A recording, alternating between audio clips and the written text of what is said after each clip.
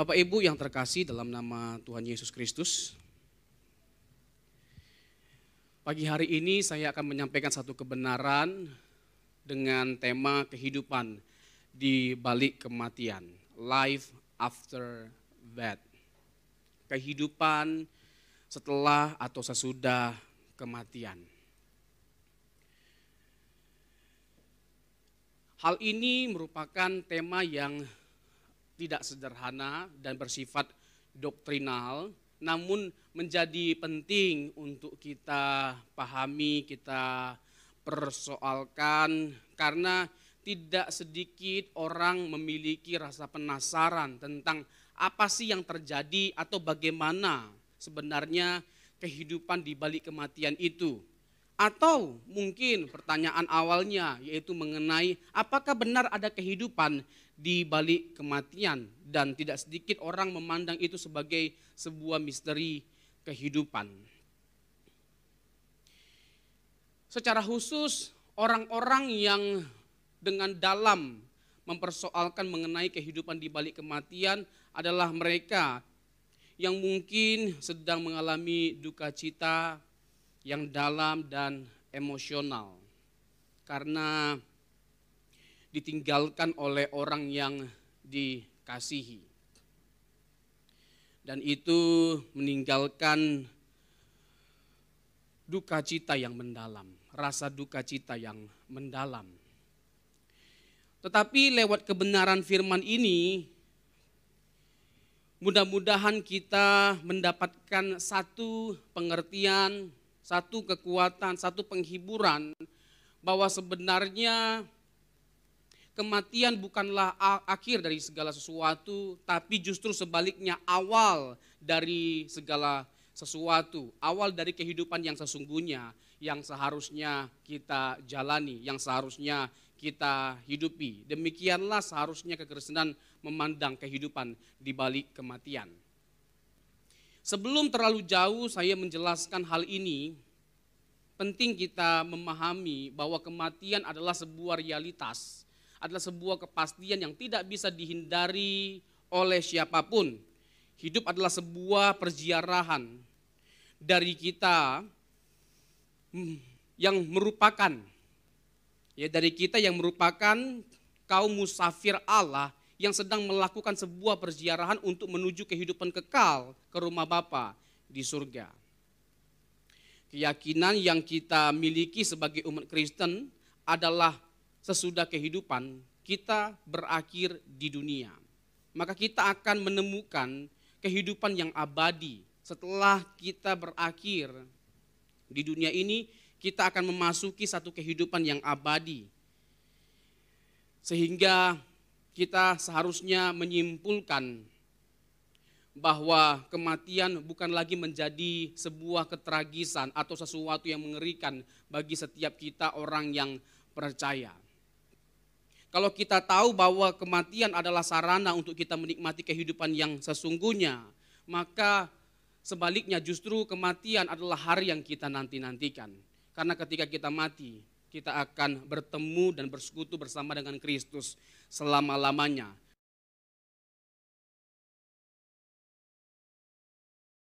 Keindahan hidup, tidak ada kebahagiaan hidup selain karena hidup di dalam Tuhan. Karena apapun tidak bisa kita andalkan.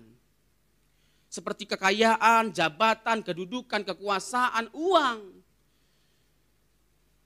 Alkitab menggambarkan dalam Lukas pasal yang ke-16, mamon itu tidak jujur. Artinya mamon itu adalah sesuatu yang tidak bisa dipercaya atau diandalkan. Karena mamon tidak bisa dipercaya dan diandalkan, maka mamon bukanlah tempat sandaran kita, sesuatu yang bisa dipercayai. Ada masa di mana uang sama sekali tidak berguna, ada masa di mana uang tidak bisa membuat kita bahagia, bahkan tidak bisa menolong kita. Di masa COVID ini gak sedikit orang kaya yang begitu bergelimpangan harta, kekayaannya luar biasa, tapi ketika kena COVID, ujungnya mati dan uangnya tidak bisa menyelamatkannya. Tragis, tragis kehidupan ini. Apa yang membuat tragis? Karena kita menggantungkan hidup kita pada apa yang kita miliki, pada harta kita, pada kekayaan kita. Padahal Seharusnya tidak. Dan kita harus menyadari bahwa semuanya itu hanyalah titipan. Titipan dari Tuhan. Dan tidak ada yang perlu disombongkan. Sama seperti yang disampaikan oleh Ayub. Tuhan yang memberi, Tuhan yang mengambil. Terpujilah nama Tuhan. Kita harus menyadari bahwa dia the owner. We are the manager. Kita adalah pengelola. Tuhan adalah pemilik. Semua dari Tuhan. Tuhan menitipkan sesuatu kepada kita untuk kita bisa kelola dan pertanggungjawabkan dengan benar. Sebagai contoh seperti seorang tukang parkir, dia tidak boleh bergaya seakan-akan semua mobil yang ada di dekat dia itu mobilnya dia. Itu hanya dititip. Dia hanya tukang parkir. Gak ada yang perlu disombongkan dia. Dititip. Sama seperti kita. Apa yang ada pada kita, bahkan nyawa kita, itu semua titipan dari Tuhan. Dia yang ampunya. Dan bagian kita adalah bagaimana mengelola semuanya. Mempertanggungjawabkan semuanya, termasuk hidup kita, kesempatan hidup yang Tuhan berikan, waktu-waktu yang Tuhan berikan. Mari kita pergunakan sebaik mungkin.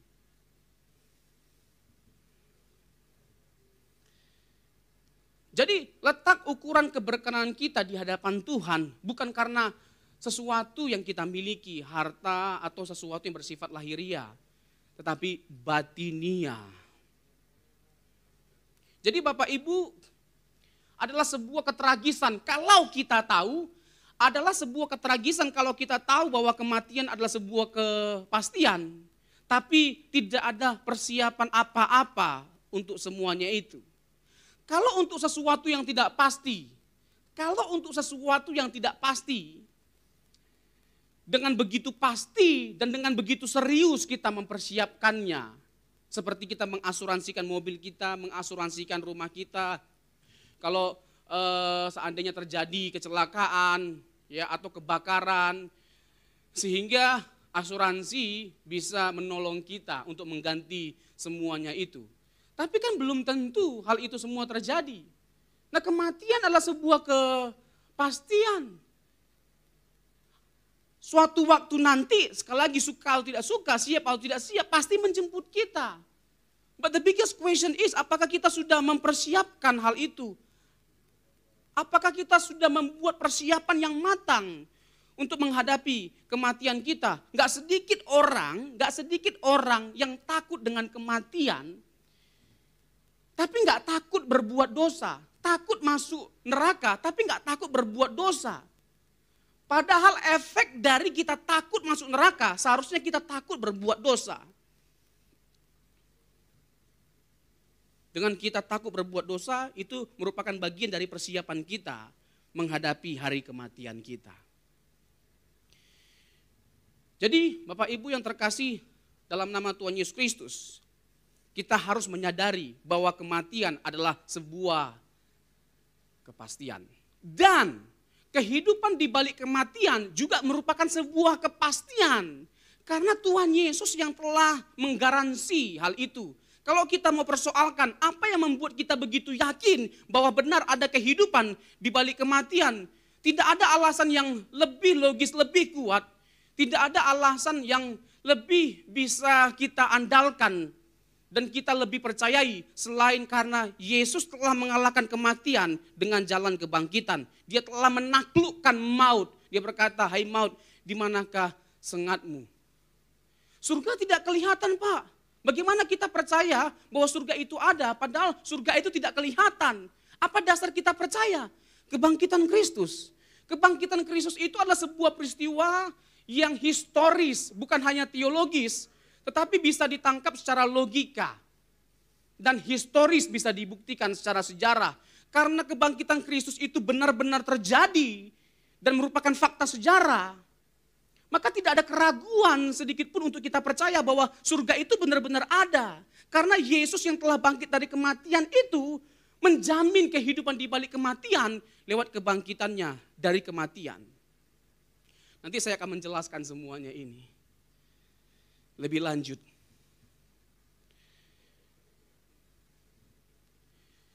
Jadi Bapak Ibu,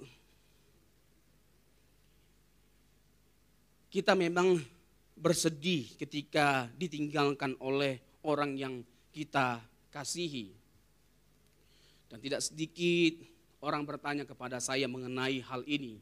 Dan tentunya saya mempersoalkan ini juga karena ini merupakan bagian dari meneguhkan, menguatkan setiap mereka yang sedang mempersoalkan hal ini. Jangan takut. Jangan takut, bagian kita yang ditinggalkan adalah bagaimana kita mempersiapkan diri supaya kelak nanti kita bersama dengan orang yang kita kasihi di surga. Sedih boleh, nangis boleh, tapi sebagai orang percaya jangan sampai kita berlarut dalam kesedihan. Namun kadang-kadang ada hal-hal yang cukup lucu ya. Orang nanya selain bagaimana keadaan dari orang-orang yang mereka kasihi yang pergi mendahului mereka. Tapi kadang-kadang ada yang pertanyaan lucu. Bagaimana nasib anjing-anjing mereka yang telah mati? Anjing pun ditanya. Itu bagaimana Pak ya, anjing saya itu baik banget Pak, setia banget. Lebih setia daripada mantan saya, Amang Uyamang. Ya kan, terus anjingnya kayaknya mau surga Pak, karena saya ajak terus dia doa pagi. Terus saya tanya, anjingnya sudah dibaptis belum? Dipercik atau ditenggelamkan? Itu sesuatu yang ya tidak perlu dengan serius kita persoalkan. Ya, kita serahkan itu kepada Tuhan bagaimana nanti ya kehidupan di surga, detail-detailnya. Tetapi ini menjadi bagian yang tidak bisa kita hindari dan sebaik mungkin, sedalam mungkin kita persoalkan. Nah, bagaimana kehidupan di balik kematian itu? Nah, dalam perjanjian baru ya, diajarkan bahwa orang-orang yang telah mati akan dibangkitkan pada waktu kedatangan Kristus kedua kali. Jadi ketika Yesus datang, penghakiman diadakan, lalu nanti kita akan dibangkitkan pada hari kebangkitan atau hari kedatangan Kristus yang kedua kali. Ketika mendengar akan ungkapan ini, pasti muncul pertanyaan, di mana mereka yang telah meninggal selama kurun waktu antara kematian mereka dan kedatangan Kristus yang kedua kali? Atau dengan kata lain, di mana mereka menunggu selama kurun waktu tersebut? Di mana mereka sekarang ini, saat ini?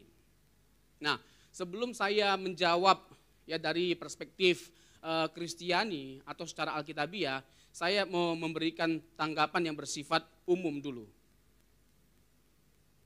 Saya mau memberikan tanggapan yang bersifat umum tentang bagaimana kehidupan di balik kematian. Nanti saya akan masuk kepada hal yang lebih bisa dipercayai tentang konsep dari kehidupan di balik kematian. Nah, ada beberapa pandangan. Yang pertama nihilisme. Kelompok-kelompok yang tidak mempercayai adanya kehidupan di balik kematian biasanya menganggap bahwa Tuhan itu tidak ada. Dan dari premis ini mereka menyimpulkan bahwa tidak ada yang berarti, tidak ada yang signifikan, atau tidak ada yang bermakna bagi keberadaan manusia. Ya, sebagai contoh orang-orang penganut materialisme atau ateisme. Ya, bagi mereka hidup ini ya tidak berarti, tidak terlalu berarti, atau mereka tidak bisa memaknai hidup seperti kita.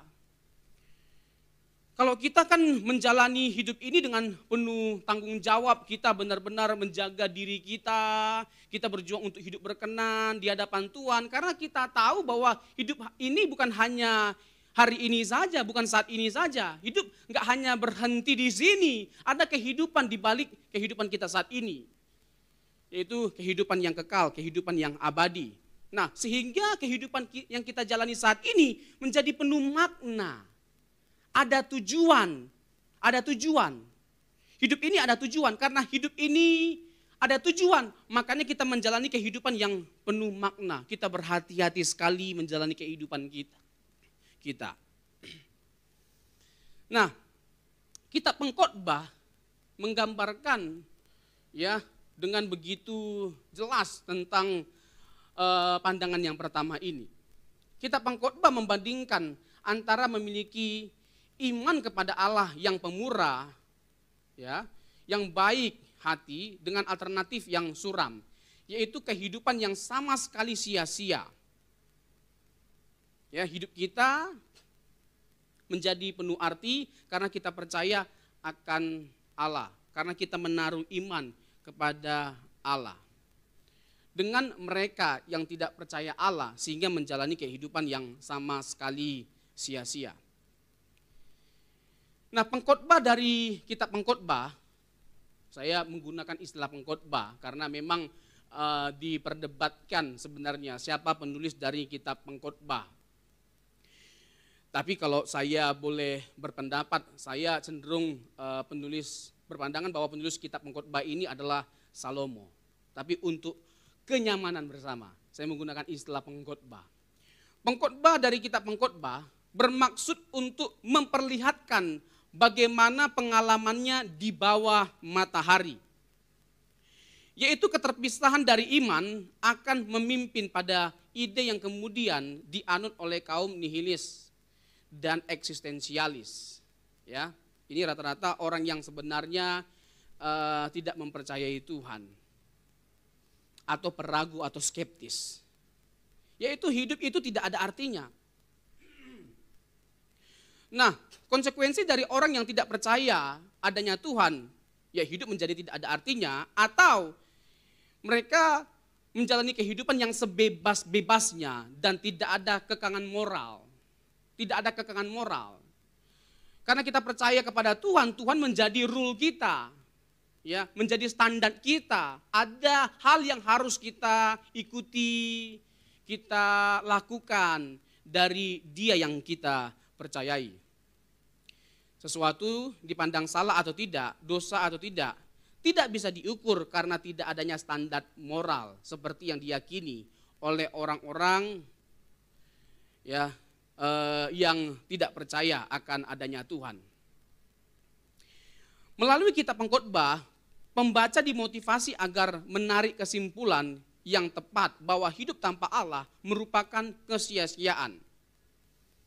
Melalui observasi berdasarkan pengalaman dari penulis kitab Pengkhotbah, si pengkhotbah berusaha untuk menemukan arti di dalam pengalaman-pengalamannya.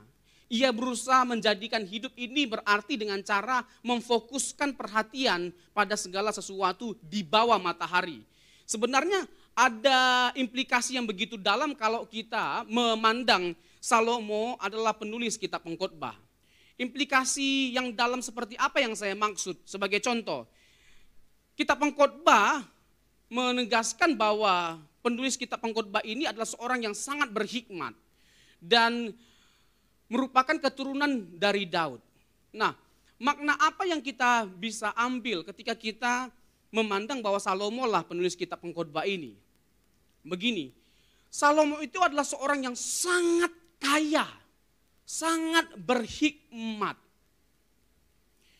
Seorang yang sangat kaya dan sangat berhikmat dan dia telah menikmati segala sesuatu. Jadi sangat make sense ya. Kita menyimpulkan bahwa ini Salomo karena memang dia punya semuanya. Tapi sekalipun dia punya semuanya, dia sudah menikmati semuanya, ternyata semuanya ini tidak bisa membahagiakan dia. Semuanya ini tidak menjadi keuntungan, kepuasan terhadap dirinya. Karena apa? Pada akhirnya dia mengatakan segala sesuatu di bawah matahari sia-sia. Maksudnya apa? Segala sesuatu tanpa Tuhan itu sia-sia. Untuk apa kita punya semuanya kalau kita hidup tanpa Tuhan? Semuanya menjadi sia-sia. Dan ternyata tidak menjamin kebahagiaan kok semuanya itu. Bahkan kita punya semuanya kata Alkitab, tapi kalau kita akhirnya binasa, jiwa kita binasa, semuanya menjadi tidak ada artinya. Karena kebinasaan itu adalah sesuatu yang sangat mengerikan. Kengeriannya tidak bisa digambarkan dengan kata-kata. Nah, jangan sampai kita terlunta-lunta menikmati keindahan hidup ini, sampai kita melupakan Tuhan dan akhirnya kita mengalami sesuatu yang sangat mengerikan, yaitu kebinasaan. Nah, dari kehidupan Salomo ini kita belajar bahwa yang paling penting adalah takut akan Tuhan. Yang paling penting adalah bagaimana kita hidup berkenan di hadapan Tuhan, terlepas kita nggak punya apa-apa. Karena sekali lagi, ternyata semua yang kita miliki tidak bisa menjamin kebahagiaan. Banyak ke orang ya menganggap bahwa popularitas itu akan memberikan kebahagiaan. Setelah dia ada pada puncak popularitas, justru bunuh diri. Karena apa? Ternyata popularitas tidak bisa memberikan kebahagiaan kok. Dia menganggap bahwa punya uang banyak akan memberikan kebahagiaan. Banyak uang pada akhirnya apa? Bunuh diri juga, stres, frustasi, jadi gila. Ternyata uang tidak bisa memberikan kebahagiaan. Ada orang miskin gak banyak-banyak duitnya, biasa aja. Hanya cukup makan dan punya pakaian, tapi bahagia. Kok bisa? Karena dia menjadikan Tuhan sebagai kebahagiaannya. The joy of the Lord is my strength. Sukacita dalam Tuhan adalah kekuatan kita.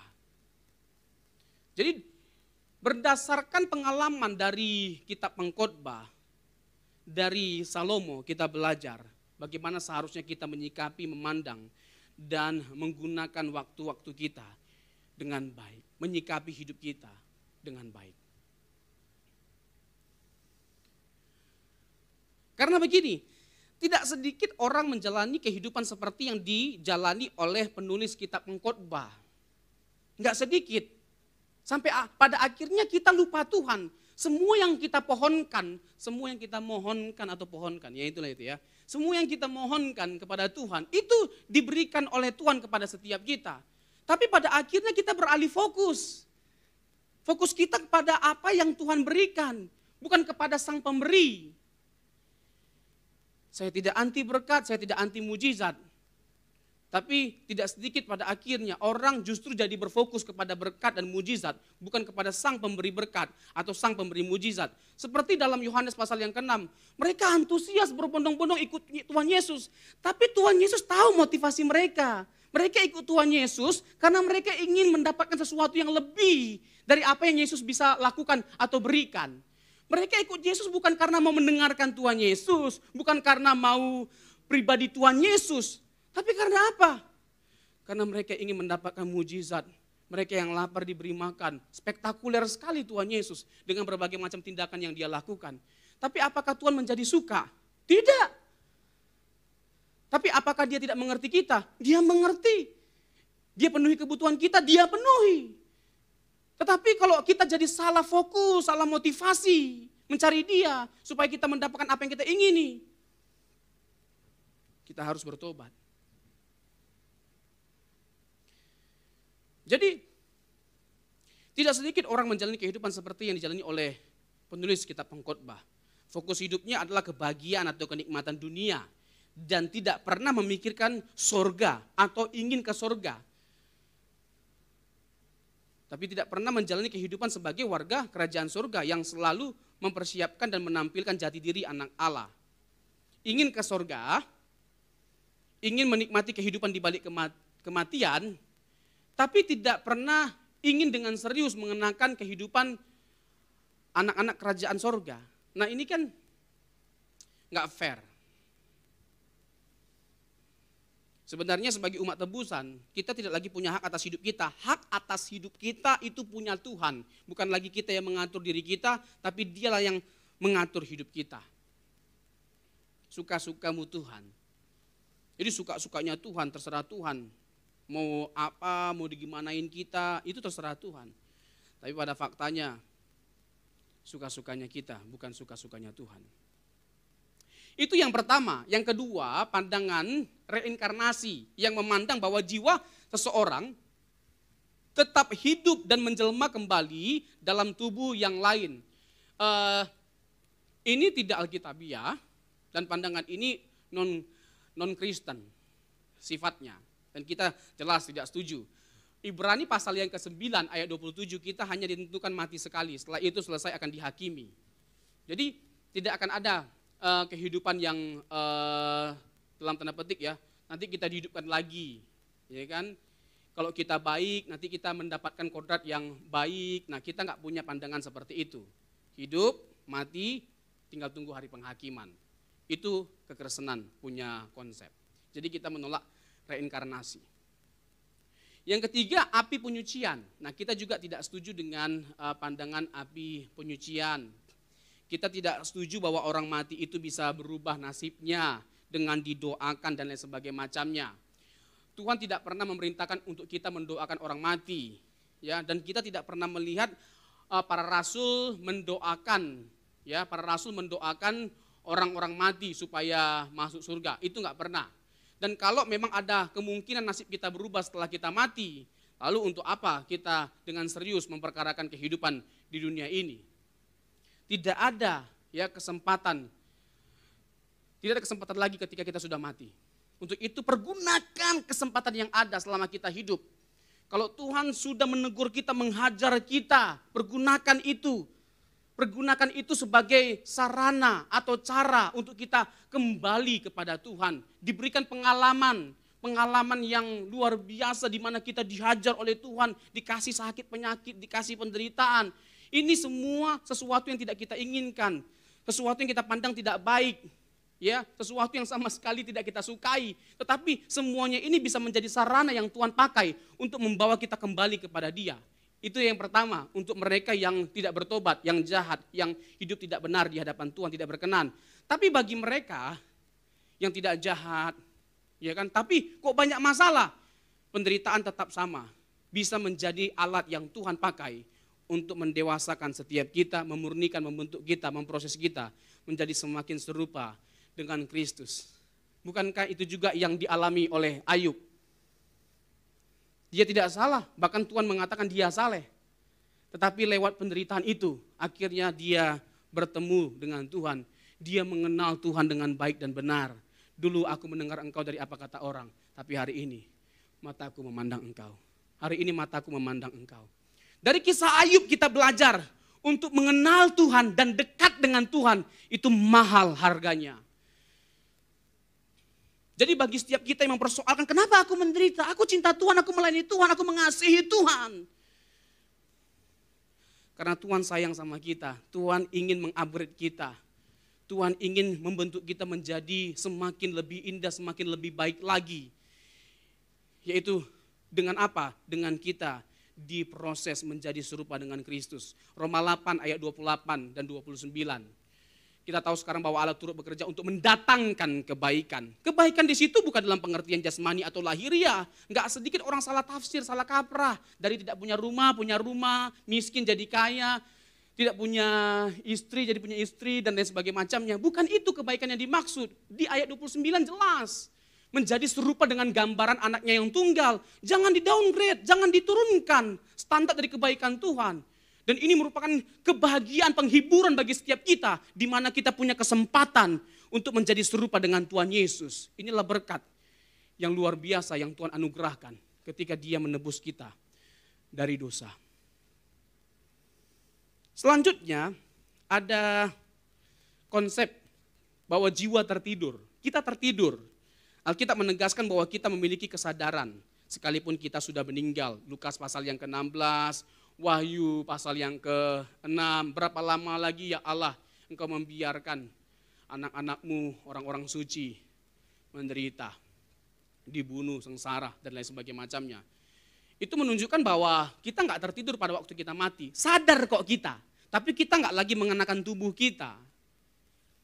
Jadi saya tidak setuju konsep kita tertidur atau jiwa tertidur. Tapi Pak, itu ada baiknya Pak pandangan itu. Kenapa? Soalnya saya di bumi susah tidur Pak. Jadi kalau memang waktu kita mati kita tertidur, wah puji Tuhan banget Pak. Apalagi waktu saya di ghosting Pak, aduh lebih susah lagi saya tidur Pak. Itu lain cerita. Ya, tapi yang saya yakini bahwa setelah saya menggali Alkitab, itu tidak Alkitabiah.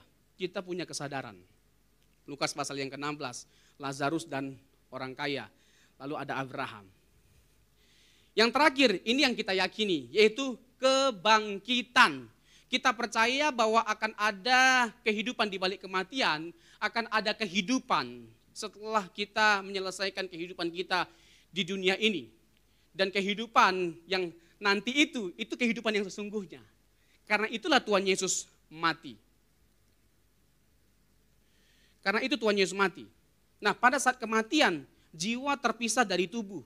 dan kemudian dipersatukan kembali pada akhir zaman dengan tubuhnya yang baru. Bukan tubuh ini tubuh fana, ini tubuh temporer, tubuh sementara. Nanti Tuhan gantikan dengan tubuh kemuliaan, tubuh surgawi, tubuh yang tidak dapat binasa, tubuh yang jauh lebih baik kualitasnya, tubuh yang seperti itu yang akan Tuhan kenakan bagi setiap kita pada hari kebangkitan.